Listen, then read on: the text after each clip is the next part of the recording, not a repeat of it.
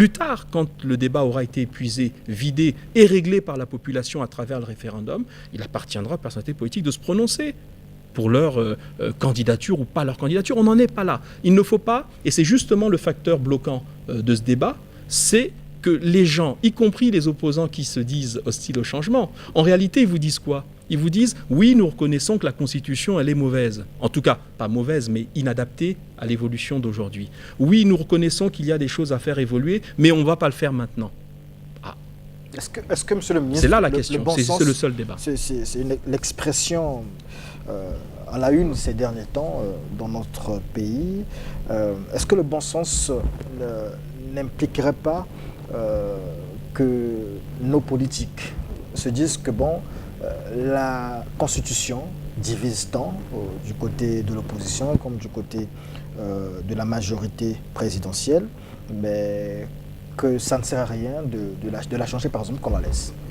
Bon, là, en disant cela, nous ne rendrions pas service ni aux générations futures, ni même au Congo de dans quelques mois. Pourtant, le Congo aujourd'hui... Non, mais je vous précise ma pensée. Allez-y, monsieur le ministre.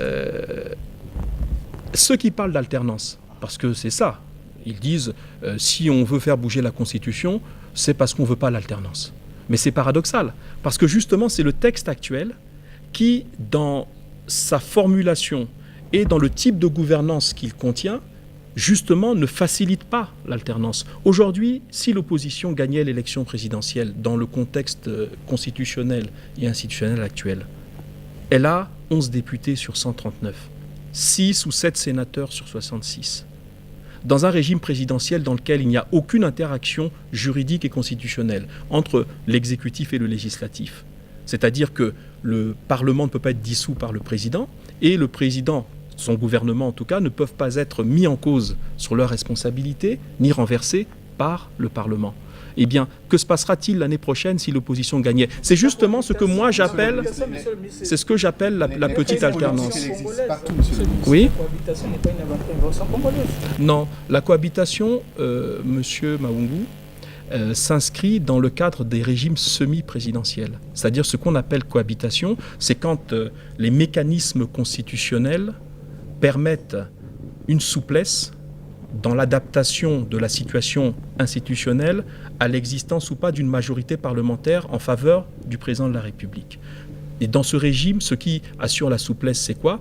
C'est que dans le régime semi-présidentiel, c'est le gouvernement qui conduit et détermine la politique de la nation. Ce gouvernement, dans le régime semi-présidentiel, est l'émanation d'une majorité parlementaire.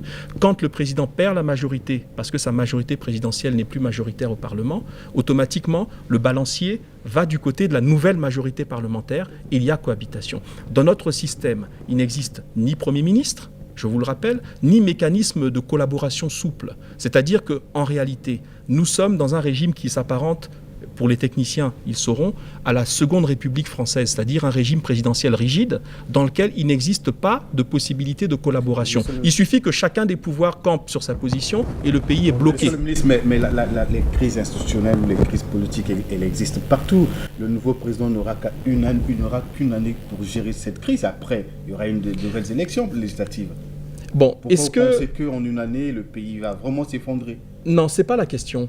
Vous êtes en train tranquillement de me dire qu'on prévoit l'éventualité où pratiquement... Non, mais ce n'est pas la loi qui prévoit la crise. Vous avez lu ça dans quelle constitution? La loi a prévu quel scénario? La crise? Non, en cas de crise. En cas de crise, non, mais je vous dis justement... L'article 132 de la Constitution, oui, avec la gouvernance par ordonnance. Mais la gouvernance par ordonnance, monsieur Maungu, vous voyez, il ne faut pas mélanger les concepts. Nous parlons donc à des compatriotes qui doivent comprendre le débat. Je vais d'abord répondre à cette affaire de crise. La loi ne prévoit pas la crise. Justement, le rôle d'une constitution, c'est de prévoir tous les scénarios qui permettent une gouvernance effective du pays. La loi ne va pas dire on va accepter pendant une année une crise, c'est pas grave. Vous savez ce que c'est qu'une crise? On en a connu des crises. Les crises ne sont pas quelque chose de statique. Une crise a une dynamique. Quand vous commencez par une petite crise, s'il n'y a aucun contrepoids, eh bien la crise s'aggrave. Et une année dans un système politique, dans un pays aussi fragile que le nôtre, c'est une éternité. Vous ne savez pas, ni vous, ni nous ne savons ce que deviendrait le pays dans le cadre d'une paralysie de gouvernance. Donc ne disons pas, ce sera une petite crise de 12 mois, on n'en sait rien. Par contre, je reviens à votre propos sur l'article 132. Mais non, mais l'article 132 qui parle des ordonnances, vous l'avez lu? L'article 132 dit ceci de manière claire. Le président de la République peut demander au Parlement l'autorisation de gouverner par ordonnance, c'est-à-dire de prendre des lois par ordonnance. Mais il demande à qui? C'est à l'Assemblée. Mais cette Assemblée, si elle est aux mains de ceux qui ne sont pas d'accord avec lui, vous croyez qu'ils vont l'autoriser? Et comment le pays va se gérer pendant un an? Donc vous voyez, quelle que soit la façon dont nous prenons le problème, le rôle d'un État, le rôle d'une classe politique responsable, c'est d'anticiper sur l'éventualité d'une crise. La crise, elle n'est pas certaine, mais elle est d'autant plus probable que si on parle d'alternance, nous aurons ce hiatus entre les deux majorités. Au Parlement, ça va changer qu'en 2017. Si l'opposition gagne en 2016, elle n'a pas la majorité. Point. C'est la réalité. Et pourquoi cette anticipation dont vous parlez, monsieur le ministre, intervient que maintenant, en 2015, alors que nous sommes à une année de la présidentielle 2016, alors que la Constitution existe depuis 2002? Bon, je vais tordre le cou à un argument qui est souvent donné par les gens. On ne change pas la règle du jeu en cours de partie. J'entends souvent cet argument. Mais la partie en démocratie, elle s'arrête quand? Elle ne s'arrête pas, puisque... Il y aura toujours, on sera toujours entre deux élections. Tout à fait, monsieur. Donc, ce que je veux dire par là... Non, je réponds à la question. La vie, elle est fondée sur le temps et les circonstances. La Constitution de 2002 avait une fonction, un objet. C'était la reconstruction de l'État dans ses fondements. D'abord, l'administration d'État, l'administration locale. C'était les fondements économiques du pays. Je vous rappelle la nouvelle espérance et le début du chemin d'avenir. Et nous avons atteint un pic et un cap important le jour où nous avons eu l'annulation de notre dette. Nous sommes passés dans une deuxième étape. Aujourd'hui, au moment où nous parlons, nous entrons dans une étape où il s'agit à la fois de renforcer les acquis et de conduire le pays vers encore plus de démocratie et le renouvellement de la classe politique. Cette étape, elle intervient maintenant. Parce que comme disait Lénine, il y a un moment pour tout. Avant l'heure, c'est pas l'heure. Après l'heure, c'est plus l'heure. Donc il y a un moment pour tout. On est à ce moment précis. Une dernière question, monsieur le ministre.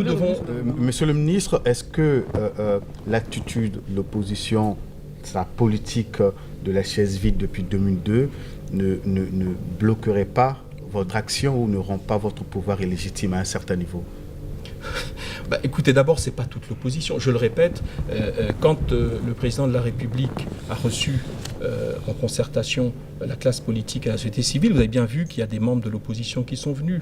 Bon, l'UPADES qui aujourd'hui a adopté une attitude qui est la sienne, je ne veux pas la juger, mais elle a des élus. Il n'y a pas que l'UPADES comme parti d'opposition d'ailleurs qui ait des élus à travers le pays. Donc il y a une partie de l'opposition qui depuis 2002 s'est inscrite dans une démarche de non-participation. C'est son droit. Que voulez-vous que je dise? Si ce n'est que le pays a avancé, le pays a continué à avancer, le pays a progressé. Et peut-être qu'aujourd'hui, avec cette attitude qui persiste, le pays continuera à avancer. Nous allons chuter avec ce volet. Quand l'opposition promet de mettre la population dans la rue, si vous campez sur votre position de changer la Constitution? Ce n'est pas nous qui campons sur une position quelconque. Je vous rappelle, nous sommes un parti politique. Je suis membre d'un parti qui a annoncé, lors du comité central en décembre dernier, qu'il optait, lui, en tant que parti, pour mener une action en faveur du changement. Le président de la République n'a encore rien dit. Deuxièmement, pensez-vous qu'il soit responsable, dans un pays aussi fragile que le nôtre, que des gens, pour des raisons politiques, pas pour des raisons fondamentales liées aux libertés, liées à la défense du territoire ou de la patrie, disent d'avance qu'on va se révolter et on va mettre des gens dans la rue? Je pense que cette attitude n'est pas forcément la plus responsable. Donc, je dirais simplement, ce n'est pas ma conception de la vie politique. Gouvernance électorale. Vous avez parlé de la gouvernance électorale, c'est parmi les points qui seront peut-être inscrits au futur dialogue, la gouvernance électorale. À Evo, on a parlé aussi de la gouvernance électorale. À Dolisie, on a parlé de la gouvernance électorale. Qu'est-ce qui viendra de plus qu'on n'aurait pas dit à Evo, qu'on n'aurait pas dit à Dolisie? Il ne s'agit pas de dire qu'est-ce qui viendra de plus. Tout à l'heure, je disais qu'on parlait de la règle du jeu. La règle du jeu, ce n'est pas la Constitution. La Constitution, c'est la loi fondamentale. La règle du jeu, en réalité, c'est la loi électorale.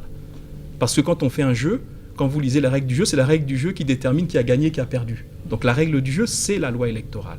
Donc pour renforcer, je dis bien, renforcer les chances d'une vie politique sereine, harmonieuse et démocratique, Il convient que tout le monde soit d'accord sur la règle du jeu, c'est-à-dire la loi électorale. Il y a des mécanismes qui ont été prévus dans les différents dialogues. Certains ont été mis en œuvre dans le cadre de la réforme de la loi électorale de 2001. Certains autres ne l'ont pas été. Si dialogue il y a demain, il y aura probablement à regarder avec l'ensemble des forces vives quels sont les points qui nous paraissent les plus saillants pour avancer dans une amélioration des capacités électorales de notre pays. Regardez les vieilles démocraties. Même les vieilles démocraties se posent ces questions. Vous vous rappelez qu'en l'an 2000, une démocratie bicentenaire comme celle des États-Unis a dû vivre une crise de plusieurs mois pour déterminer qui avait gagné l'élection. Parce que, tout simplement, on s'est aperçu que les conditions de leurs lois électorales respectives, puisque là-bas les lois électorales sont locales, sont pas fédérales, mais sont locales, État après État, on s'est aperçu de manquements. Et vous avez vu dans quelles conditions le président a été déclaré vainqueur, le président Bush. Donc, un pays démocratique et qui tend vers plus de démocratie doit toujours, à mon sens, remettre sur le métier cet ouvrage qui est celui de l'amélioration de la règle du jeu et donc de la loi électorale. Monsieur le ministre, nous allons clore avec ce volet. Juste une question. Si référendum il y a et que le peuple se prononce pour le maintien de l'actuelle constitution, quel sera l'avenir du Congo selon vous? Le peuple aura parlé. Comme disait Gambetta, célèbre homme politique français, en 1877, quand le peuple se sera prononcé, il faudra se soumettre. Eh bien, quand le peuple a parlé, il a parlé dans un sens, on se soumet. Il parle dans un autre, on se soumet. Il est le souverain primaire. Donc, il n'y a aucune espèce de discussion sur l'expression du peuple à travers le référendum. D'accord, monsieur le ministre. Alors, nous allons parler des télécoms. Poste et Télécom, c'est le département dont vous êtes à la tête. 7 ans déjà. Monsieur le ministre Thierry Lézin-Mongala, qu'est-ce qu'on peut retenir en 7 ans de vos activités à la tête de ce département? Qu'est-ce qui a été fait et qu'est-ce qui reste à faire?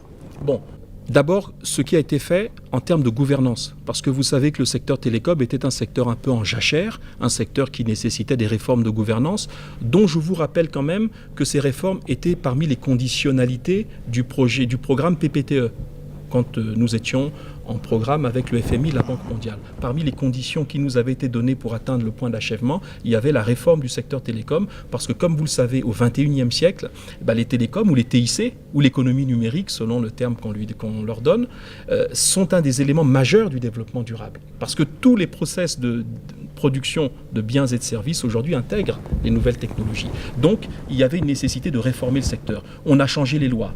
En termes clairs, pour aller à l'essentiel, on a supprimé tous les monopoles. C'est-à-dire qu'aujourd'hui, n'importe quel investisseur privé peut investir dans n'importe quel secteur ou sous-secteur des télécoms ou de l'économie numérique. Donc, il n'y a plus de monopole. L'État ne se réserve plus une partie dans laquelle il serait tout seul.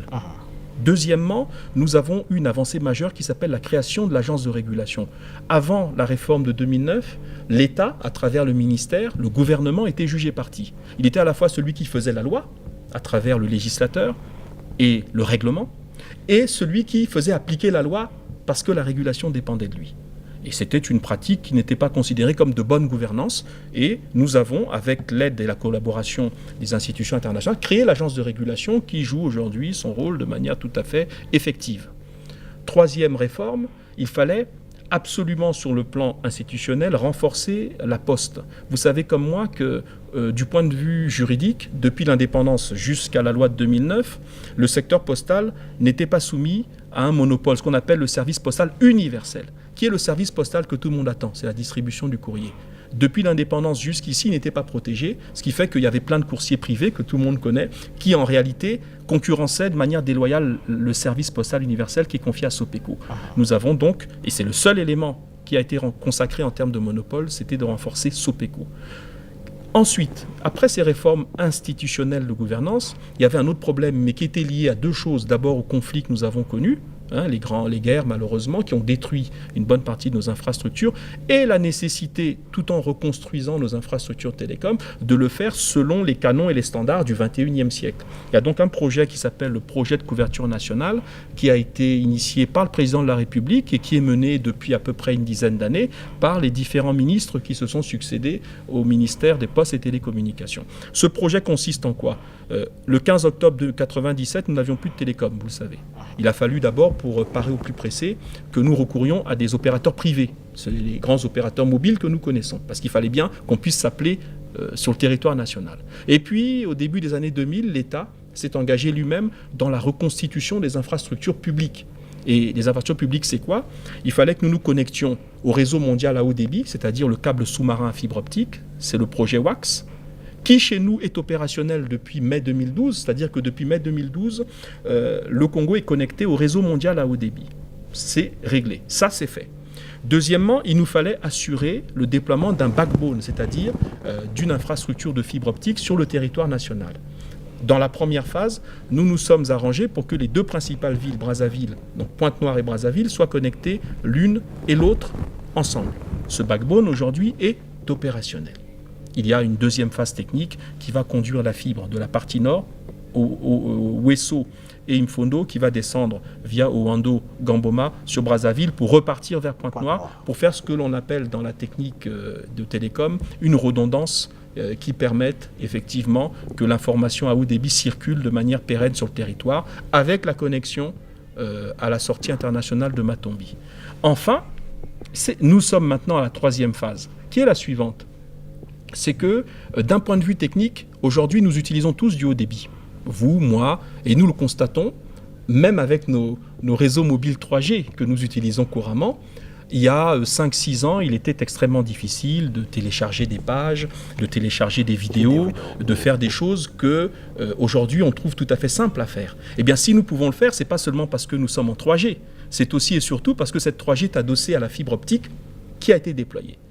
Donc, ce qui nous reste à faire, parce que vous et moi, nous sommes des humains, nous avons besoin que le moine soit reconnu par quoi ? Par son uniforme. Si vous voyez un moine en costume cravate comme moi, vous aurez du mal à considérer que vous avez devant vous un moine. Par contre, si vous le voyez en soutane, vous vous dites ça c'est un moine. Eh bien, ce qui nous reste à construire, c'est permettre que les Congolais n'aient pas seulement leur haut débit à travers leur téléphone mobile ou leur tablette, que les Congolais puissent recevoir chez eux cette connexion à haut débit de fibre optique comme on le voit ailleurs, soit à travers la TNT, soit à travers ces modulateurs, ces modems, ces boîtiers que l'on trouve couramment ailleurs. C'est donc maintenant la mise à disposition à nos compatriotes de ce service-là. C'est ça qui nous manque. Alors, il y a différentes pistes qui sont en cours d'élaboration. Congo Télécom est en train de mettre en place une offre de boîtiers, mais comme le secteur, je vous l'ai dit, est concurrentiel et ouvert, eh bien, d'autres opérateurs sont attendus. C'est-à-dire que d'autres viendront proposer, comme on le voit dans tous les pays, des services, ce qu'on appelle les services de triple play. Vous aurez donc chez vous une offre de télévision numérique, une offre de téléphone numérique et une offre d'Internet à haut débit, ce qu'on appelle le triple play. Eh bien, ce sont là les pistes qui restent à explorer. Et effectivement, et je vous l'accorde, tant que nous n'aurons pas réalisé cela, les Congolais auront l'impression qu'on n'a rien fait. Et en termes de projection, quand est-ce que les Congolais pourront réaliser tout cela ? J'espère dans les plus prochains temps, parce que c'est des questions assez complexes. Il faut à la fois que l'on fasse venir des privés, mais qu'en même temps on ne déséquilibre pas le marché. Donc